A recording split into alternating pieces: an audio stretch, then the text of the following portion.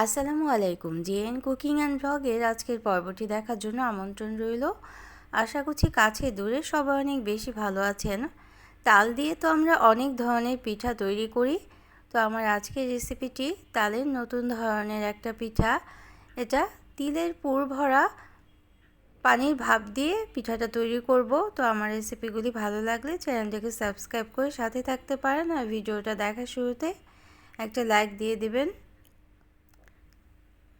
প্রথমে আমরা যে পুরটা তৈরি করব সেটা দেখিয়ে দিচ্ছি। এখানে 2 কাপ দুধ নিয়ে নিলাম, তরল দুধটাকে জাল করে আমি 1 কাপ করে ঘন করে নেব। 10 থেকে 15 মিনিট সময় নিয়ে জাল করে আমি ঘন করে নিয়েছি। আপনারা চাইলে 1 কাপ পানির মধ্যে 1 কাপ গুঁড়ো দুধ মিশিয়েও এই দুধটা তৈরি করে নিতে পারেন।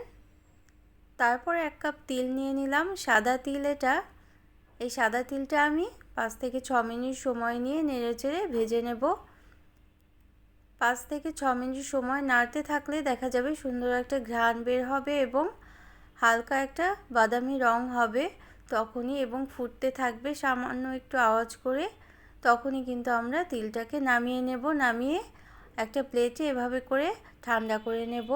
অবশ্যই কিন্তু এই প্যানে রাখা যাবে না, তাহলে কিন্তু নিচের দিকে পুড়ে যেতে পারে। তো পুরটা তৈরি করার জন্য আমি আজকে গুড় নিয়ে নিয়েছি। 1 কাপ তিলের জন্য আমি আধা কাপের একটু বেশি গুড় নিয়ে নিয়েছি। মিষ্টিটা আপনাদের পছন্দ মতো নিয়ে নিতে পারেন।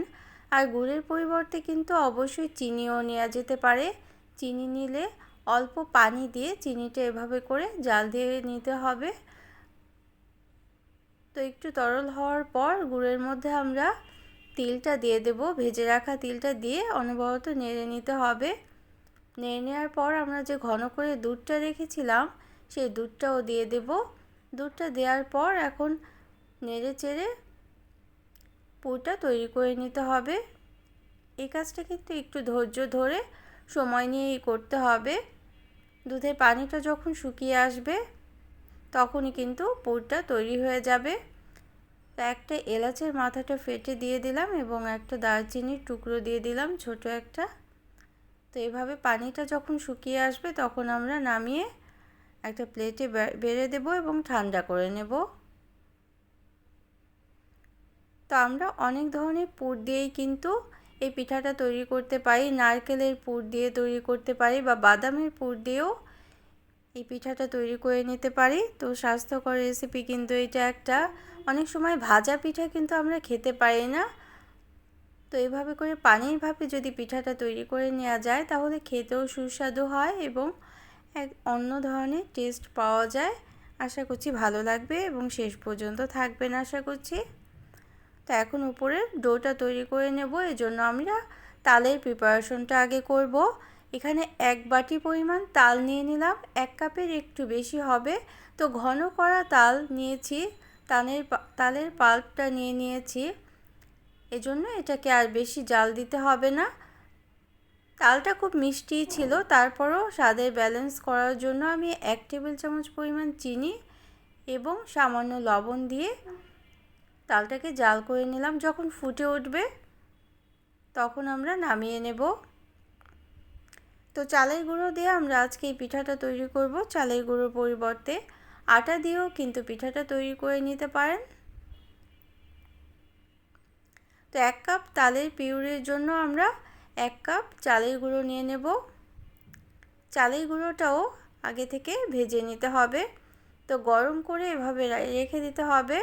তো শুকনো চালের গুঁড়ো নিয়েছি যেহেতু, এজন্য আমরা আধা কাপ পানি দিয়ে দিলাম। আধা কাপ পানির মধ্যে শুকনো চালের গুঁড়ো ভেজে নিতে হবে।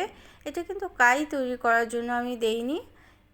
সামান্য লবণ দিয়ে দিলাম এবং ভেজে নিতে হবে। পানিটা, চালের গুঁড়োটা শুকিয়ে নিতে হবে পানিটা দিয়ে। তারপর লো মিডিয়াম আঁচে অনবরত নেড়ে চেড়ে ভেজে নিতে হবে। আর যদি ভিজা চালের গুঁড়ো নেন তাহলে কিন্তু আর পানি দিতে হবে না। নেড়ে চেড়ে ভেজা চালের গুঁড়োটা এভাবে করে শুকিয়ে নিতে হবে বা ভেজে নিতে হবে। তো একটু সময় নিয়ে এই কাজটা করে নিতে হবে যাতে দলা ধরে না যায়, সেটা কিন্তু অবশ্যই খেয়াল রাখতে হবে। একটা ভারী ধরনের চামচ দিয়ে কিন্তু নেড়ে নেড়ে চালের গুঁড়োটা ভেজে নিতে হবে। আপনারা চাইলে ময়দা দিয়েও কিন্তু এই পিঠাটা তৈরি করে নিতে পারেন। তারপর আমরা এই ভাজা চালের গুঁড়োর মধ্যে গরম তালের পিউরিটা দিয়ে দিতে হবে। তালের পিউরিটা যদি ঠান্ডা হয়ে যায় তাহলে কিন্তু আরেকটু গরম করে এই গরম তালের পিউরিটাই দিয়ে দিতে হবে এবং আমরা একটা মসৃণ ডো তৈরি করে নিলাম। এ পর্যায়ে ডোটা কিন্তু অনেকটাই নরম থাকবে। 5 থেকে 6 মিনিট সময় রেস্টে রেখে দিলেই কিন্তু এটা শক্ত হয়ে যাবে। তো আমি হাতে সামান্য তেল মেখে এভাবে করে ছোট ছোট অংশে ভাগ করে নিলাম। ভাগ করে নেওয়ার পর 2 হাতে চাপ দিয়ে গোল বলের মতো তৈরি করে নিতে হবে। গোল বলের মতো তৈরি করে তারপরে চ্যাপটা একটা বাটির মতো তৈরি করে নিতে হবে। তো প্রতিটা পিঠার জন্য আমরা এভাবে করে তৈরি করে রাখলাম। আর পুরটাও গোল গোল অংশ করে রেখে দিতে হবে। একবারে যদি করে নেওয়া যায় তাহলে কিন্তু এভাবে করে দিয়ে ভিতরে পুরটা ভরে তারপর মুখের দিকটা বন্ধ করে দিতে হবে। আমি কিন্তু একটু কম পুর দেইনি, একটু বেশি করে পুর দিলেই কিন্তু পিঠাটা খেতে বেশি ভালো লাগবে।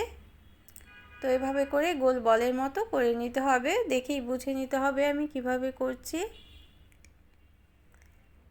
তো গোল গোল অংশে তিলের পুরটা আমরা এভাবে করে রেখে দেব। তারপর প্রতিটা পিঠার মধ্যে দিয়ে আমরা মুখটা বন্ধ করে পিঠাগুলো তৈরি করে নেব। তো আমার রেসিপিগুলি ভালো লাগলে একটা লাইক দিয়ে দিবেন, প্রয়োজনে কমেন্ট করবেন আর শেয়ার করে নিতে পারেন ফ্রেন্ডস অ্যান্ড ফ্যামিলির সাথে। যারা প্রথম ভিজিট করছেন চ্যানেলটিকে তারা চাইলে চ্যানেলটিকে সাবস্ক্রাইব করে বেল বাটনটা প্রেস করে অল অপশনটা সিলেক্ট করে সাথে থেকে যেতে পারেন।